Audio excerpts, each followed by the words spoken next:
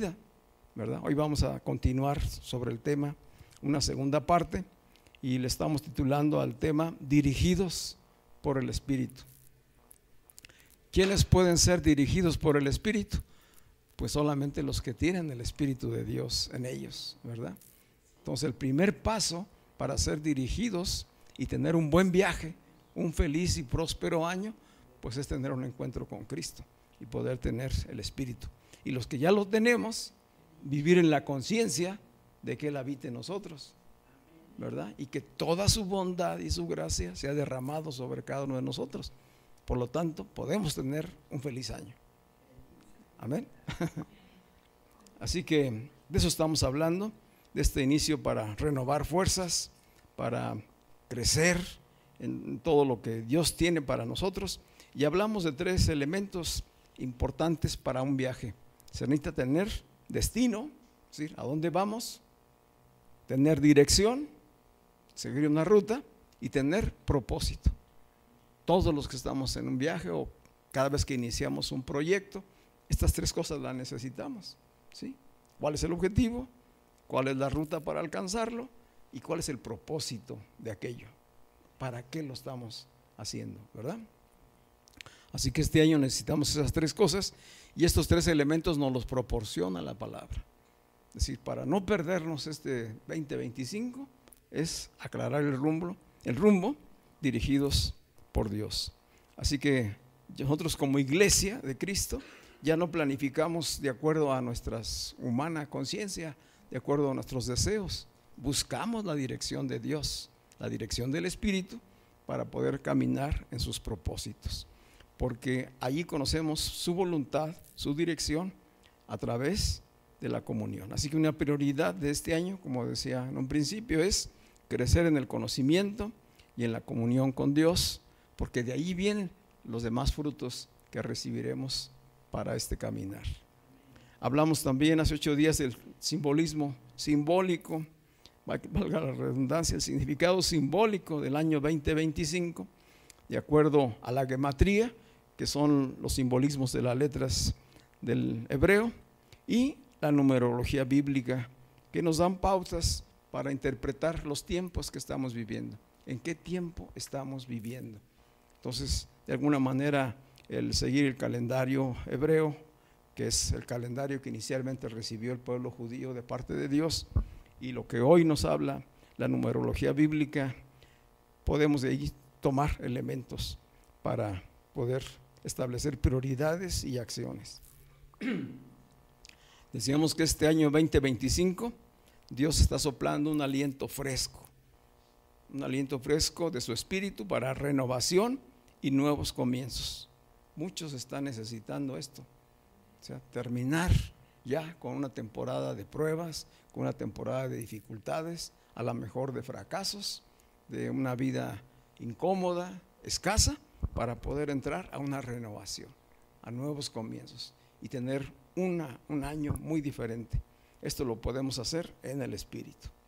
Entonces la palabra de Dios nos habla pues de vientos de cambio, de inspiración, de mayor entendimiento de la revelación, de tener creatividad y emprendimiento para alcanzar objetivos, metas este año. Para la iglesia de Cristo en general, hay una renovada disposición para la adoración, crecer en la adoración a Dios, en especial en la comunión, con alabanza, con oración, con un anhelo de recibir de Dios.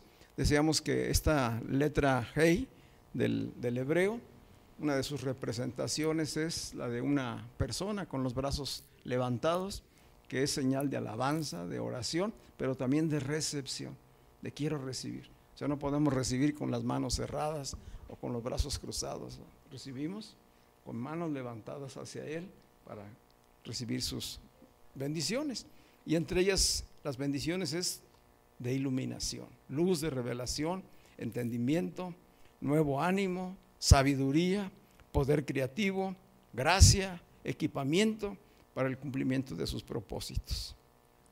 Este es el llamado de Dios para este año. Primeramente, reencontrarnos con Él, permanecer en Él, y lo demás vendrá por añadidura. Dios va a revelarnos. Es tiempo de pasar tiempos a solas con Dios, buscarle y escuchar la voz de Dios. O sea, más que meternos a la oración para estar hable y hable y hable, ¿verdad? O estarnos quejando con Dios de las cosas, es para escuchar su voz.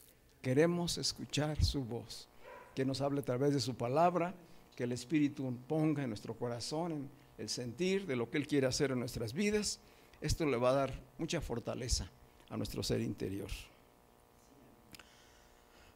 Así que hoy hablaremos en la guianza del Espíritu, 2 actitudes indispensables para un feliz viaje este 2025.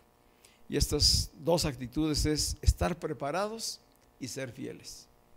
Estar preparados constantemente y ser fieles. Esto vamos a desarrollarlo y lo vamos a explicar.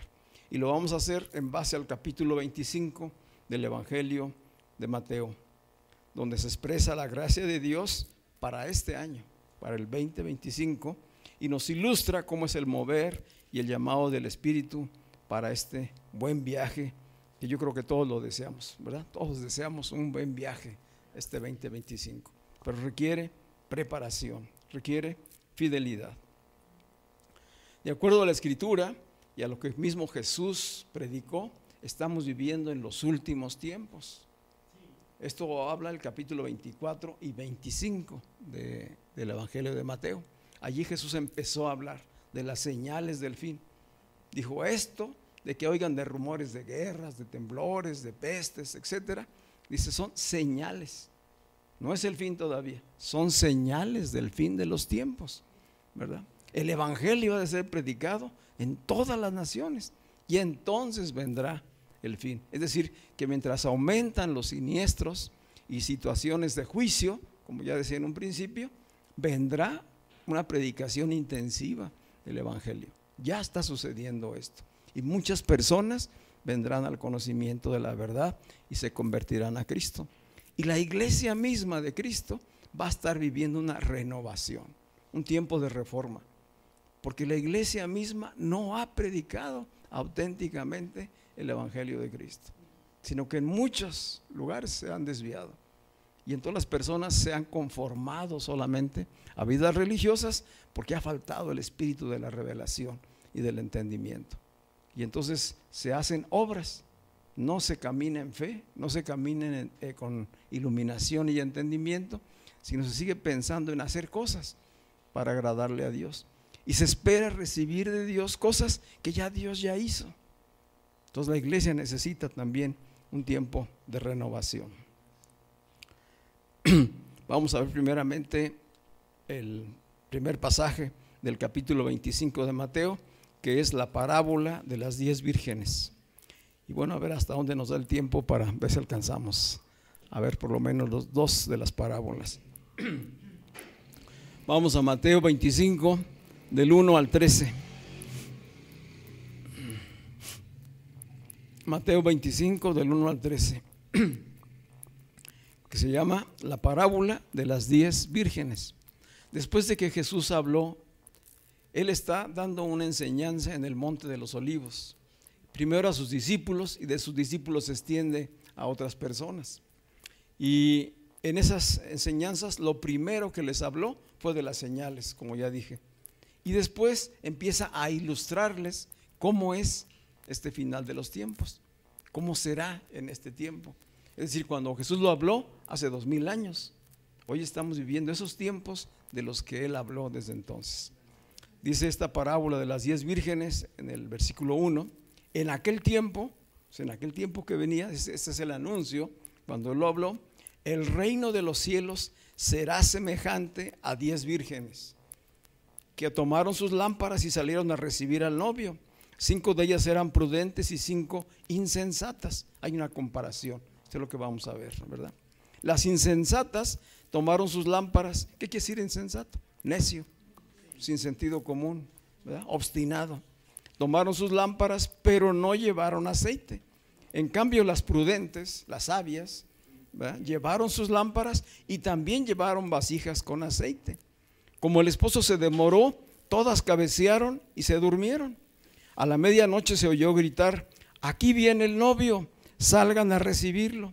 Y todas aquellas vírgenes se levantaron y arreglaron sus lámparas. Entonces las insensatas dijeron a las prudentes: denos un poco de su aceite, porque nuestras lámparas se están apagando. Pero las prudentes le respondieron: a fin de que no nos falte a nosotras ni a ustedes, vayan a los que venden y compren para ustedes mismas. Pero mientras ellas fueron a comprar, llegó el novio, y las que estaban preparadas, que esta es la clave de la enseñanza, y las que estaban preparadas entraron con él a las bodas, y se cerró la puerta. ¿De qué estaba hablando? Dice: en aquel tiempo el reino de los cielos será semejante a. Si nos está haciendo una ilustración de cómo operaría el reino de los cielos hoy. ¿Quiénes son esas 10 vírgenes? Es una representación simbólica de la iglesia de este tiempo. Le habla primero a Israel y enseguida habla a la iglesia de este tiempo, ¿verdad? En Israel es representado por estas 10 vírgenes porque no todos creyeron a la palabra de Dios, no todos estuvieron listos para recibirle y conocerle, ¿sí? Entonces esto es lo que está ilustrando. Y si las que estaban preparadas entraron con él a las bodas, y se cerró la puerta. Después llegaron las otras vírgenes y le decían: Señor, Señor, ábrenos. Pero él les respondió: de cierto les digo que no las conozco. Y entonces recomienda a Jesús. Después de esto hace una recomendación, primero a Israel y luego a la iglesia: estén atentos, porque ustedes no saben el día ni la hora en que el Hijo del Hombre vendrá. El Hijo del Hombre vino, estuvo hace 2000 años. El Hijo del Hombre está viniendo. Cristo hoy en presente. ¿En dónde? En su iglesia. Y el Hijo del Hombre vendrá a consumar toda la obra dicha y establecida por Dios. Habla de 3 tiempos en la cronología del tiempo que nosotros conocemos, ¿sí? Entonces el reino ya está desde que Jesús resucitó y ascendió al cielo. Él envió su reino, se estableció entre nosotros.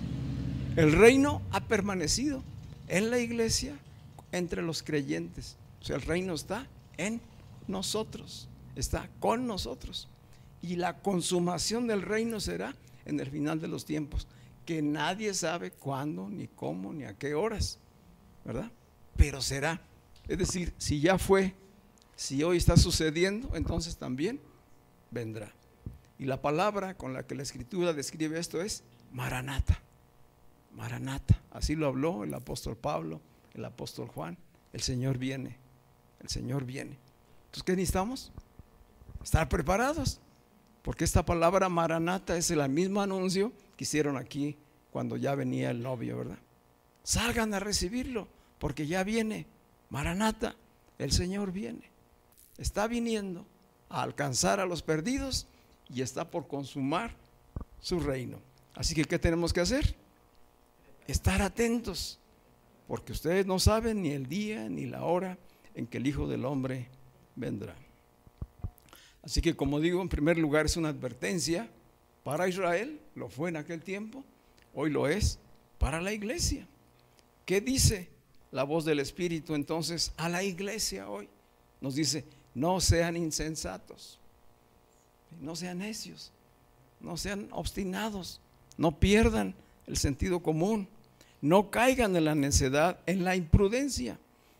No den por hecho que entrarán al reino y participarán del gozo del Señor, porque no todos entrarán. No todos entrarán, solo ¿quiénes? Los que estén preparados. Y entonces, ¿en qué consiste esa preparación? Sería la pregunta. ¿Cómo estoy seguro de que voy a entrar al reino? De que estoy preparado, ¿verdad? ¿En qué consiste la preparación? Las 10 vírgenes estaban en espera. Sabían que había una fiesta de bodas y todas querían entrar. Y estaban con sus lámparas. Las lámparas de las que habla aquí no son lamparitas de mano, o sea, seguramente eran un tipo como de farol, ¿verdad? Para darnos una ilustración, que en su centro contiene una base con aceite que está con una mecha encendida. Entonces la lámpara habla de ir dándonos luz en el camino. O sea, la venida del novio iba a ser por la noche o en la madrugada. Aquí sucedió que pues en esa espera se quedaron dormidas. Habla de la tradición judía en Israel para las bodas. Si ya cuando se iban a celebrar, así era la festividad. Y ahí empezaba la fiesta de bodas, cuando se anunciaba que el novio venía a recoger ya a la esposa con la que estaba comprometido. Entonces hay el anuncio, ¿verdad? A la hora que despiertan para ir a recibir al novio, resulta que sus lámparas se les están apagando, ¿verdad? Y entonces le piden a las que sí traían aceite. Y las prudentes dicen, pues si les damos, nos va a pasar a todos. En vez de que ustedes nada más sean las que se queden sin luz, sin aceite, nos vamos a quedar todos. Y hay un simbolismo en todo esto, ¿verdad? Así que esperaban entrar y hasta antes del momento crítico, las 10 estaban iguales, en la misma espera, con sus lámparas. Pero, ¿dónde estuvo la diferencia? Que en el momento crítico, en el momento de la crisis, cuando había que estar listo para empezar el viaje, entonces vino la división entre ellas, entre las que estaban preparadas y las que no lo estaban, ¿sí? Que no habían tomado con la debida seriedad aquella espera. En el Evangelio de Lucas, capítulo 12, versículos 35 al 36, hay una palabra que refuerza este momento que está sucediendo aquí en la parábola. Dice en el versículo 35, estad siempre preparados. Allí es Jesús hablando de manera general. Estad siempre preparados y mantened las lámparas encendidas. Mantened las lámparas encendidas. Entonces, ¿cuál es tu lámpara? ¿Dónde está mi lámpara? ¿Cómo la puedo mantener encendida? Dice, y sean semejantes a hombres que esperan a su Señor que regrese de las bodas, para abrirle tan pronto como llegue y llame. Así que las lámparas encendidas son figura de los creyentes, ¿sí? Es la iglesia en Cristo, ¿sí? Esas lámparas encendidas. ¿Cómo es que somos encendidos? Por el fuego del Espíritu. El aceite es símbolo del Espíritu Santo, ¿sí? Entonces una lámpara encendida es la que tiene el Espíritu. ¿Sí? Si el Espíritu mora en nosotros, entonces somos lámparas encendidas. ¿Qué necesitamos como lámpara encendida? O sea, si ya somos lámparas encendidas, ¿qué necesitamos? Que no nos pase lo que a las vírgenes imprudentes, o sea, tener siempre aceite de repuesto, ¿verdad? Es decir, ¿cómo nos vamos a proveer de aceite continuamente? Decía Pablo en Efesios, sean llenos del Espíritu Santo, ¿sí? Efesios 5:18. No os embriaguéis con vino, si no busquen satisfacciones humanas, no busquen llenar sus vacíos con cosas del mundo, antes bien sean llenos del Espíritu Santo, ¿sí? Llénense de ese aceite, de la unción, de la fortaleza espiritual. ¿Cómo nos llenamos? Con la palabra de Dios, con la comunión con Dios, con la comunión en el cuerpo. Esa es la fuente en la cual nos alimentamos, nos nutrimos y podemos estar preparados. Amén. Así que estas lámparas son símbolo de los nacidos de nuevo, aquellos que tienen el Espíritu de Dios. Esa luz que se produce al quemar el aceite es símbolo de iluminación. Esa luz que produce el aceite es la iluminación y la fe que nos da el Espíritu. O sea, quien tiene el Espíritu de Dios puede ser iluminado totalmente desde su interior y entonces ser alumbrados los ojos de su entendimiento para ver espiritualmente, y lo hace por medio de la fe. Entonces el creyente camina por fe y no por vista. Es como si llevara siempre su lámpara delante de él, ¿sí? Si no hay oscuridad en su vida, se puede tener un buen viaje en medio de cualquier circunstancia. Va a haber muchas circunstancias en nuestras vidas durante este año que pudieran oscurecer, que pudieran debilitarnos. ¿De dónde vamos a echar mano? De las reservas de aceite que tenemos en Él. Amén. ¿Cómo sabemos que estos simbolismos de lo que estoy hablando, del espíritu, del aceite, son parte de la Escritura? Pues desde el Antiguo Testamento Dios lo habló en la descripción que le dio a Moisés para levantar y edificar el tabernáculo. Ahí dentro del tabernáculo había un candelabro, ¿verdad?, con 7 lámparas encendidas con aceite. Esas lámparas se tenían que estar revisando constantemente y estar surtiendo de aceite, que es el símbolo del Espíritu de Dios, de la presencia de Dios. Y ese candelabro estaba antes de entrar al lugar santísimo. ¿Quién encendía esas lámparas? El sacerdote, ¿sí? Todo ese simbolismo hoy es una realidad en Cristo. Jesucristo es el gran sumo sacerdote, nuestro gran sumo sacerdote. Él ha encendido nuestras vidas, nuestras lámparas, por medio del Espíritu en nosotros. Y Él puede llenarnos con su palabra, con la comunión con Él. Amén. Así que sin el Espíritu Santo habitando en nosotros, no se puede entrar. Por eso digo, no todos entrarán al reino. Van a entrar los que tienen el Espíritu, ¿sí? Y participar de su reino que ya está aquí. Dice Pablo en la carta a los Romanos, capítulo 8, versículo 9: si alguno no tiene el Espíritu de Cristo, no es de Él. Y si no es de Él, pues no puede entrar. No es una lámpara encendida. Otra enseñanza que nos deja la parábola es la distinción pues entre creyentes llenos del Espíritu y creyentes que están distraídos. O sea, sí, en un momento recibieron el Espíritu, pero están distraídos, están afanados en las cosas del mundo.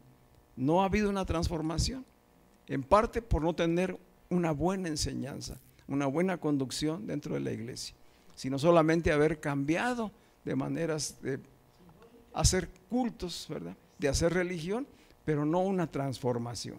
Entonces aquí hablamos de transformación. Los que están llenos del Espíritu Santo están siendo formados, transformados. Así que en resumen, el mensaje de la parábola es: estén listos, estén preparados, caminen el viaje sin descuidarse, porque el precio de no estar preparado va a ser alto, el costo a pagar puede ser alto.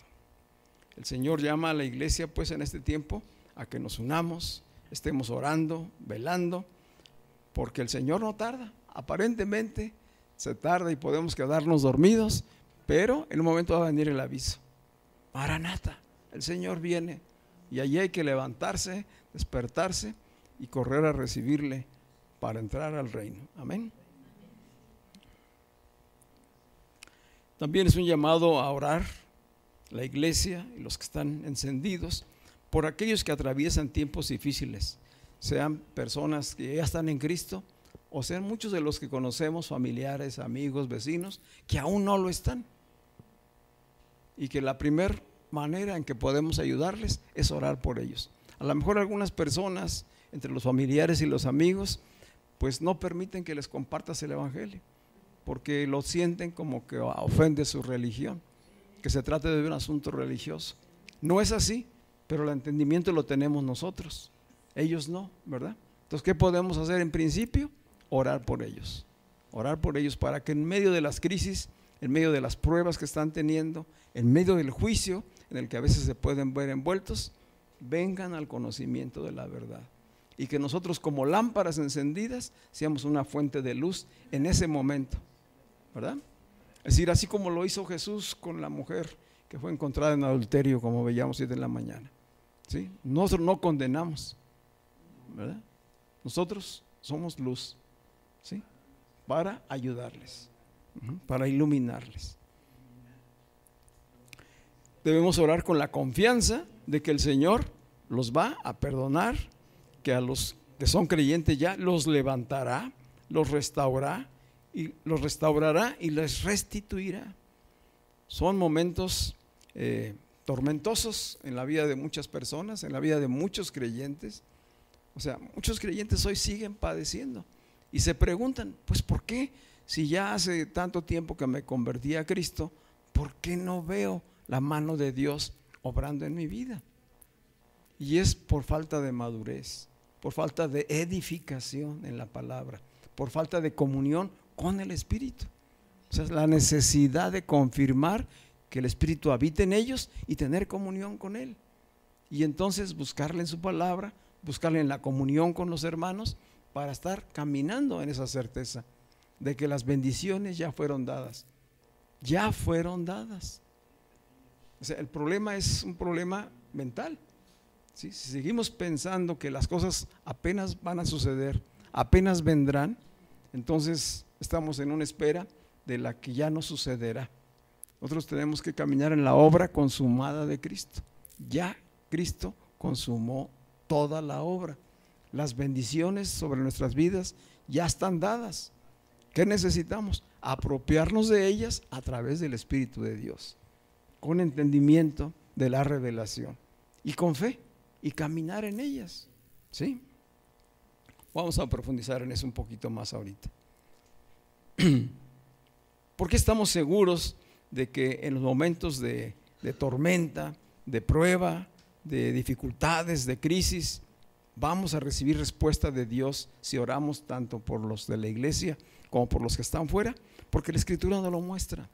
Dice la Escritura que Jesús dormía en una ocasión en la barca, ¿verdad? Cuando se vino una tempestad, y los discípulos que iban ahí con él se llenaron de temor y de miedo y fueron a despertarlo, ¿verdad? Oye, ¿no tienes cuidado de que perecemos? Esto está en Mateo capítulo 8, versículos 23 al 27. ¿Y qué dijo Jesús? Hombres de poca fe. O sea, ¿qué sucede? Que no estamos caminando en la certeza de lo que ya recibimos. Ellos llevaban a Jesús a un lado. ¿Dónde lo llevas tú? Él está con nosotros, está en nosotros. O sea, hoy muchas enseñanzas siguen diciendo: Jesús va a tu diestra, Jesús va delante de ti. No, eso fue en el pasado. En el Antiguo Testamento sí, Él iba delante, o Él iba a un lado, o Él iba durmiendo en la barca. Pero hoy habita en nosotros, está en nosotros, porque ya no es el Jesús histórico, Él es Espíritu, Dios omnipresente. Tanto está a la diestra del Padre como está en todo aquel que le ha recibido, y camina con Él. De tal manera que la vida en Cristo no es una vida donde vienes a un lugar, donde te reúnes con Él en cierto lugar y luego ya vuelves a seguir tu vida sin Él. No, Él está siempre en nosotros y con nosotros. Si Él ya está dentro, Él no se va a salir, no va a ir y venir, ¿verdad? No hay visitaciones ya en el nuevo pacto. Hay una sola vez y se llama nuevo nacimiento, nueva creación en Cristo. Si estamos en Cristo, Él está en nosotros y nosotros estamos en Él. ¿Sí? ¿Qué hizo Jesús en ese momento? Dijo a la tempestad: calla, detente. Dice, y vino un tiempo de calma, ¿verdad? Y vino la sorpresa para aquellos discípulos que iban con Él. Eran los más preciados discípulos, aquellos 12, porque ya para ese tiempo Jesús tenía muchos seguidores, pero en la barca iban los cercanos, para los que Dios tenía propósitos más grandes. En la iglesia, ¿quiénes están? Deben estar los cercanos, donde el Espíritu de Dios habita, y que caminan y lloran con esta certeza de que Él va a obrar en nuestras vidas siempre. Decíamos que el número 25 en la Biblia habla de redención, ¿verdad? Habla de gracia abundante, gracia sobre gracia para este año, pero también habla de fidelidad y generosidad de Dios. Vamos a ver cómo se manifiesta. Este número 25 de este año nos recuerda pues que la gracia de Dios no solamente nos salva y nos perdona, sino que también su gracia nos equipa, ¿sí? Nos prepara, ¿sí? Nos da dones, talentos, aviva el fuego en nosotros para desarrollar todo un año de buenos resultados. Él nos equipa con su gracia para cumplir primeramente su propósito. Vamos a Mateo 25, la segunda parábola. Mateo 25, 14 al 30. Esta parábola en algunas Biblias dice parábola de los talentos, en otras dice parábola del siervo negligente. Mateo 25, 14 al 30. Y vuelve a hablar del reino cuando inicia la parábola. Dice el versículo 14: porque el reino de los cielos es como, es una ilustración, el reino de los cielos es como un hombre que al irse de viaje, ¿en qué estamos hoy? En un viaje que está iniciando. Dice, este hombre al irse de viaje llamó a sus siervos y les entregó sus bienes. A uno le dio 5 talentos, a otro 2 talentos y a otro 1 talento. A cada uno conforme a su capacidad. Esto es importante. A cada uno le dio conforme a su capacidad y luego se marchó. El que había recibido 5 talentos fue y negoció con ellos y ganó otros 5. Asimismo el que había recibido 2 ganó también otros 2. Pero el que había recibido 1 hizo un hoyo en la tierra y allí escondió el dinero de su señor. ¿De qué está hablando esta parábola? De dinero. ¿Quién la está hablando? Jesús. ¿Alguien necesita dinero este año? ¿Alguien necesita negociar, trabajar? ¿A que sí? Dios lo sabe. ¿Sí? Muchas de las parábolas en la Escritura hablan del dinero como un recurso que necesitamos. Dios sabe que lo necesitamos. Y aquí nos está diciendo que hay que aprender a manejar el dinero, ¿verdad? Que si lo tienes, ¿qué tienes que hacer con él? No enterrarlo. Tienes que aprender a negociar, aprender a administrarlo, ¿verdad? Bueno, dice aquí, este siervo que recibió 1 fue y escondió el dinero de su señor. Mucho tiempo después el señor de aquel, ¿cuánto tiempo? Mucho tiempo después. Volvemos a hablar de la espera en el tiempo cronológico. El señor de aquellos siervos volvió y arregló cuentas con ellos. Volvió a arreglar cuentas con ellos. ¿De qué nos habla a nosotros? Aquí hay un principio muy importante para la iglesia. En algún momento tenemos que rendirle cuentas. Y a veces se nos pasa desapercibido esto, ¿verdad? El anuncio va a ser, el Señor viene. Hay que tener la lámpara bien prendida, bien encendida. Pero además hay que tener tus cuentas hechas, porque vas a tener que rendirle un informe. ¿Qué hiciste con los dones, con los talentos que yo te di? ¿Sí? ¿Cuántos te di? A lo mejor ni siquiera sé cuántos me dio. Y aquí empieza la reflexión. Dice, el Señor vino, ¿y a qué vino? A arreglar cuentas con ellos. El que había recibido 5 se presentó y le entregó otros 5. Y dijo, Señor, tú me entregaste 5 talentos y con ellos he ganado otros 5. Aquí los tienes. ¿Cuántas entregó? 10, ¿verdad? Y su señor le dijo, bien, buen siervo y fiel, sobre poco has sido fiel. ¿Sobre qué? Sobre poco has sido fiel. ¿Cómo ve Dios las ganancias y los bienes materiales de este tiempo? Son importantes para negociar aquí en la tierra, pero son lo poco. No te llenes, ¿verdad?, de lo poco. No sufras por lo poco. No menosprecies tampoco lo poco. Cuida lo que el Señor te dio y adminístralo bien.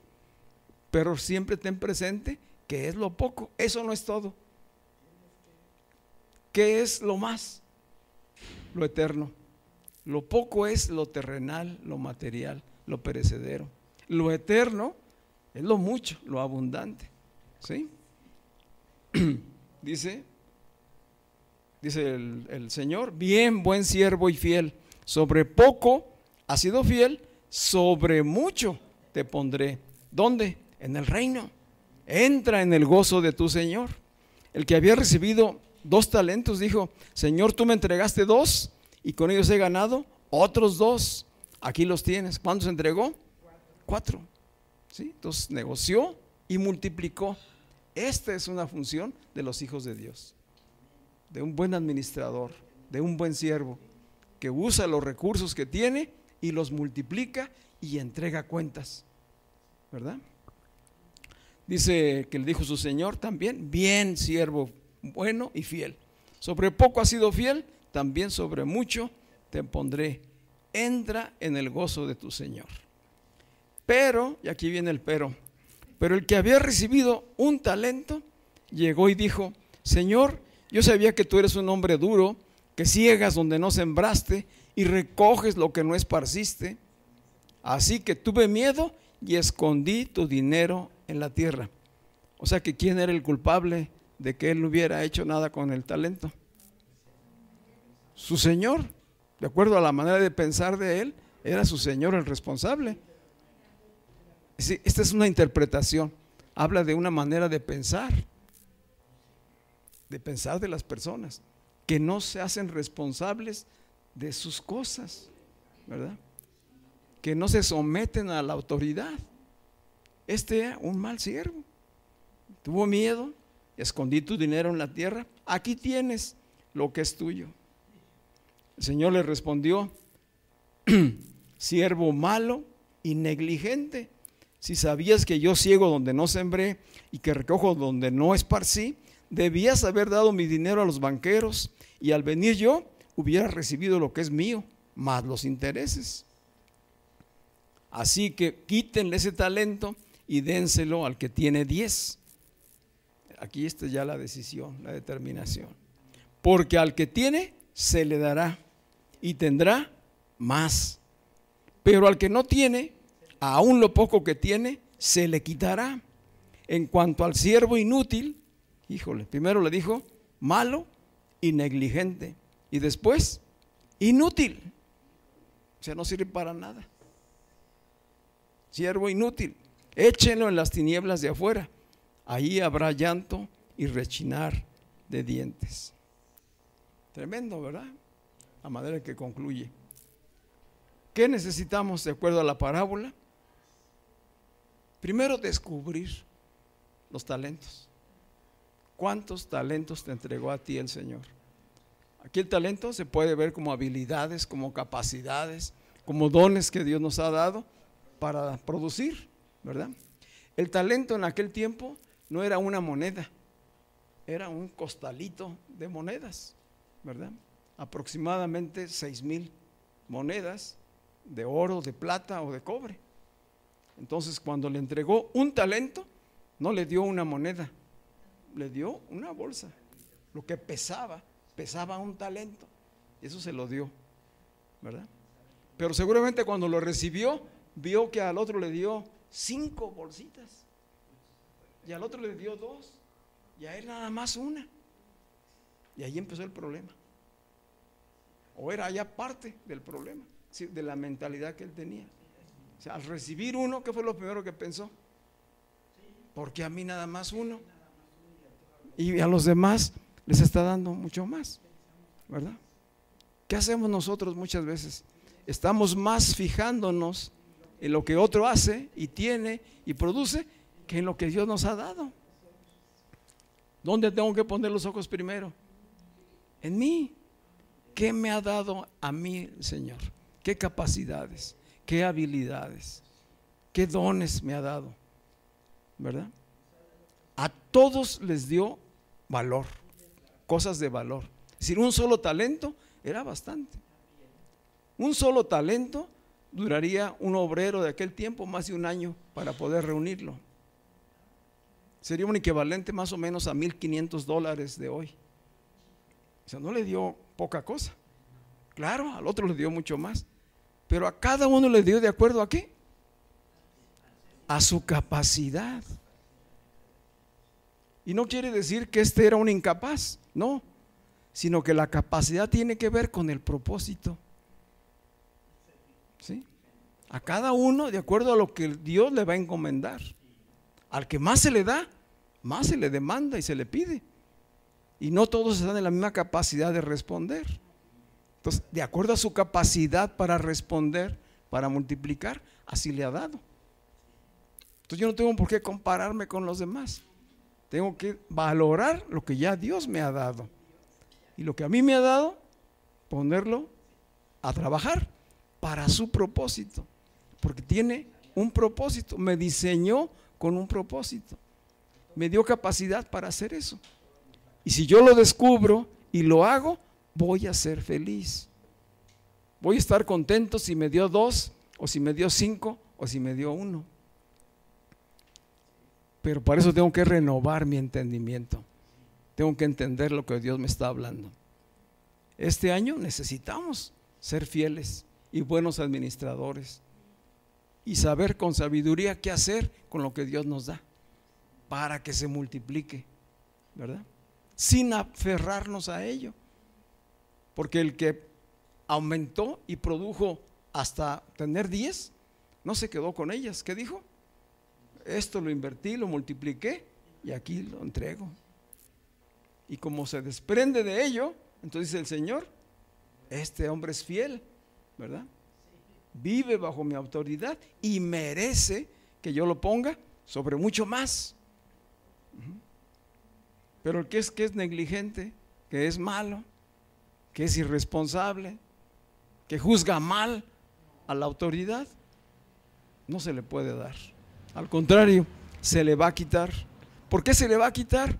Porque tiene una mentalidad escasa, tiene una mentalidad de pobre, tiene una mentalidad de inútil. Siempre está comparándose con los demás. No quiere someterse a ninguna autoridad. Quiere hacer lo que le dé su regalada gana con lo que él tiene y poder obtener lo más que se pueda sin el menor esfuerzo. ¿Habrá gente así?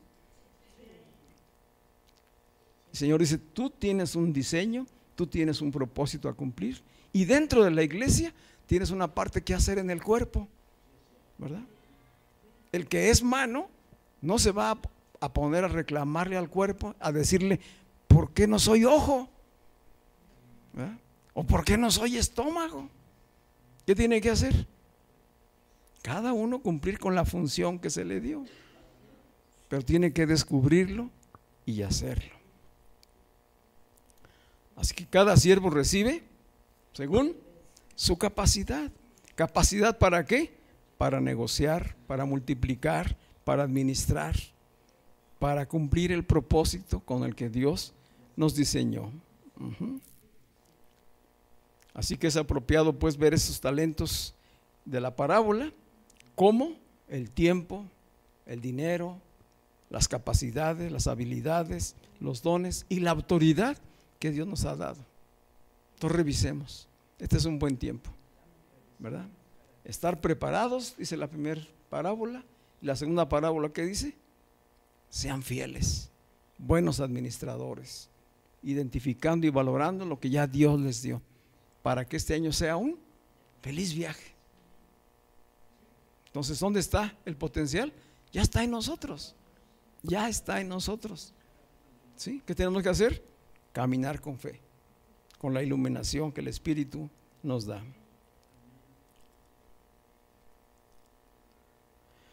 Qué tremenda es la comparación. Siempre que nos comparemos con los demás, vamos a terminar sintiéndonos mal. Siempre habrá mejores que nosotros y siempre habrá peores que nosotros, ¿verdad? Sin embargo, se necesita sabiduría y entendimiento. No envidiar los dones ni los bienes que tienen los demás, porque eso te empobrece aquí primero y después materialmente, ¿sí? Porque esa comparación y ese orgullo te estanca. En cambio, si valoras y aprecias lo que Dios te ha dado, va a multiplicarse. Este señor, ¿qué buscaba en sus siervos? ¿Buscaba ganancias? No. En realidad, todo el encargo de este señor con sus siervos fue para conocer su carácter.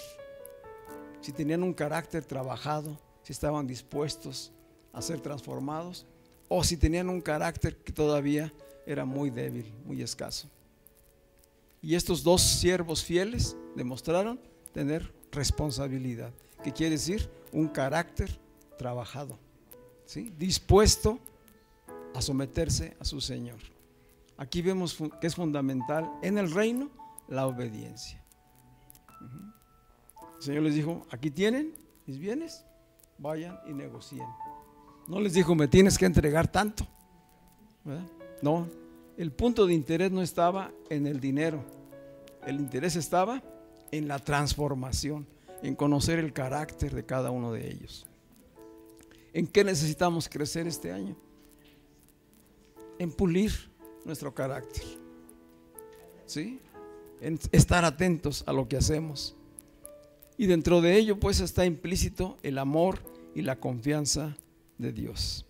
Si hacemos bien, el Señor nos va a decir: bien hecho, siervo bueno y fiel, entra en el gozo de tu Señor. Amén. El siervo negligente, ¿de qué nos habla? Pues de rebeldía, primero de rebeldía a la autoridad, de orgullo, de insatisfacción por estarse comparando, de falta de valoración de lo que es, de lo que Dios le ha dado, ¿verdad? Y de la incapacidad para multiplicar. Hay una incapacidad, una limitación, porque siempre se está quejando, está reclamando, le da la responsabilidad a los otros y no a sí mismo, como lo hizo con su patrón, ¿verdad? Ese patrón se convierte entonces en el responsable de que él esté siendo inútil, porque siempre están poniendo los ojos en lo que no tienen, siempre se están comparando y finalmente no obtienen satisfacción. ¿Cómo viven? Insatisfechos siempre, sin contentamiento, infelices. La felicidad no está al final del año, la felicidad está en caminar cada día, ¿sí? En la dirección que Dios nos da a través de su Espíritu. Amén. Vamos a estar de pie.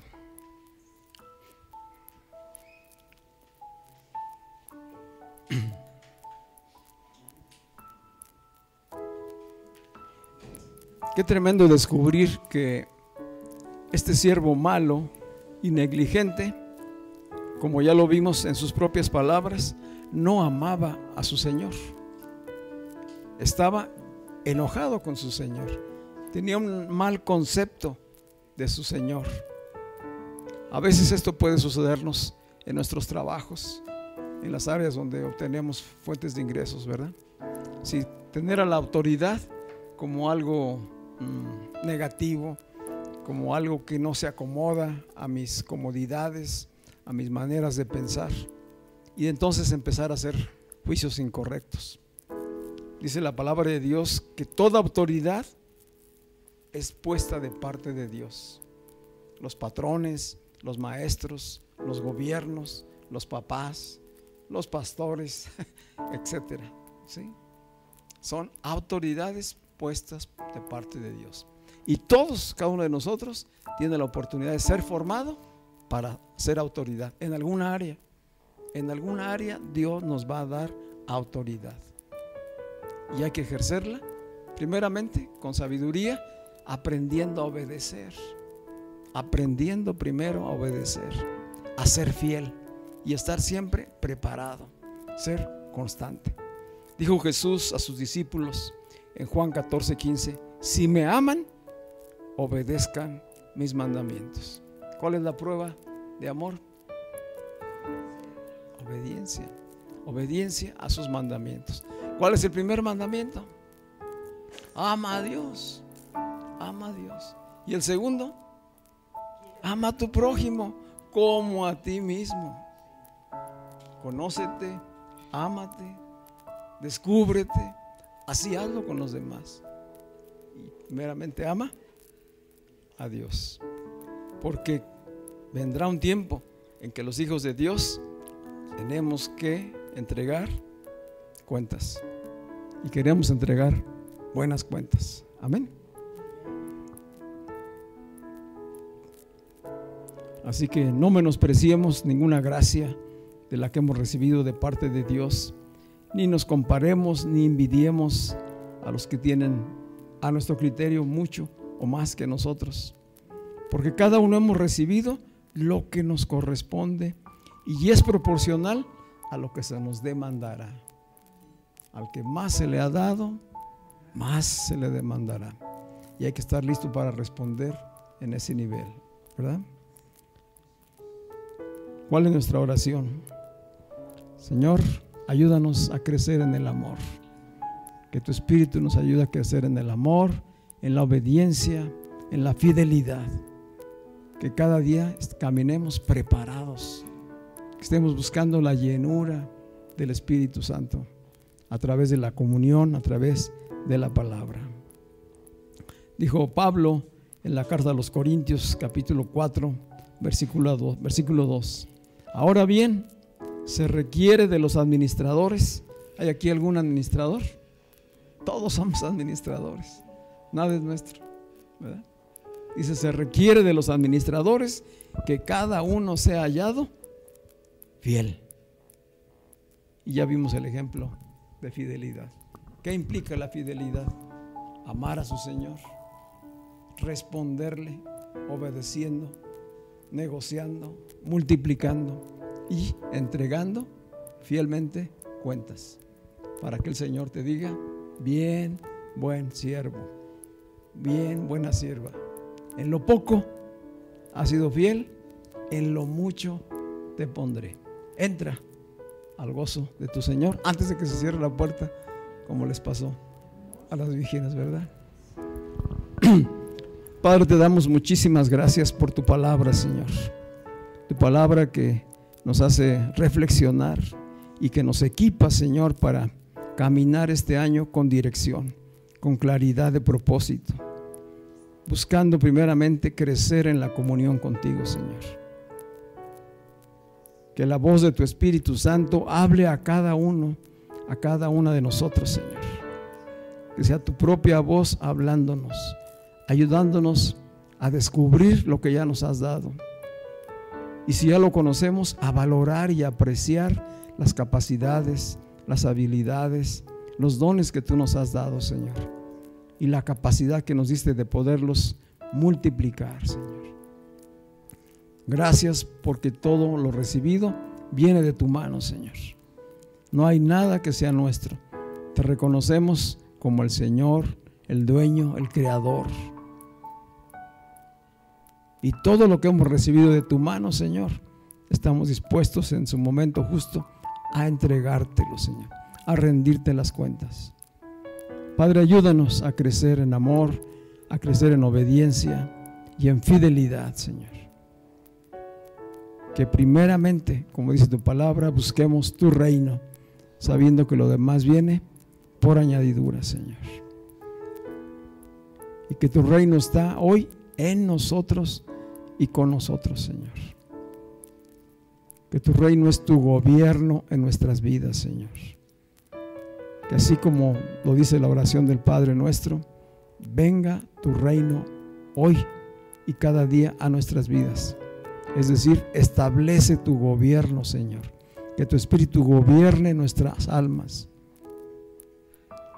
Y entonces se haga tu voluntad, como en el cielo, también aquí en la tierra, también en nuestras vidas y en cada una de las áreas en las que tú nos has puesto, Señor. Padre, gracias por este tiempo de preparación, por este tiempo, Señor, de capacitación y por la seguridad que nos da, Señor, de que estando tú en nosotros y con nosotros, tendremos un feliz viaje este 2025, Señor. Lo ponemos en tus manos, en el nombre de Cristo Jesús. Amén y amén. Le damos un aplauso al Señor.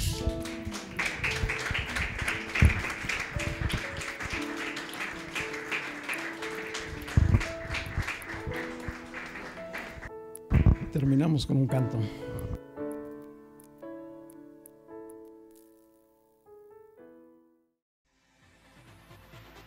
Eres increíble.